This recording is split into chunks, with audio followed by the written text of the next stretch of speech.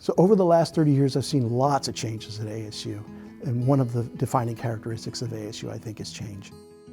It's trying things and seeing how they work, and if they don't work, then you try something else, with the goal, with the mission being what the charter says, to help students succeed. Rick Herrera has been working in the area of student success for over 30 years. He meets the undergraduate political science students, which is a large section of Introduction to American Politics, and he teaches all the way into the graduate program. I was an incoming freshman to ASU, and I had him for American government. So it was an intro to American government class, and I walked in and he kind of lit up the room. It was a big lecture hall. I had him for graduate level classes, and he mentored me and other students and gave us very sage advice about research agenda and teaching agenda, how to teach. We want to be evaluated, we want to be judged by who we include and how they succeed. And I think we have an obligation, if we include students, to do everything we can to enhance their likelihood of academic success. One of the ways that we've done that in the School of Politics and Global Studies is with the Early Start program.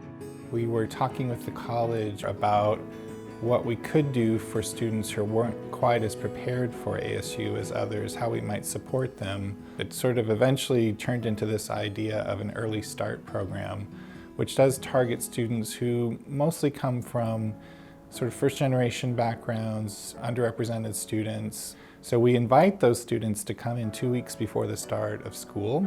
And they live on campus free, they take the classes free, they get 3 credit hours. And essentially what we've been able to do is move their retention rate from around 60% or so to up to 85, 87%, on par with the rest of our students.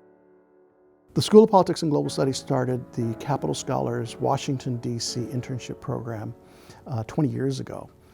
And I took over the directorship of it about 15 years ago.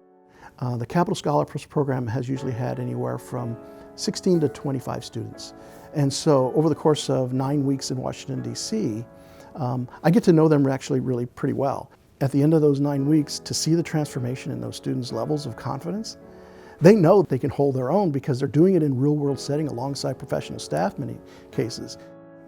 I'm always jealous of him because he's quite good with names. And so that's one thing that he takes that very seriously, really getting to know the student and really learning their names very quickly.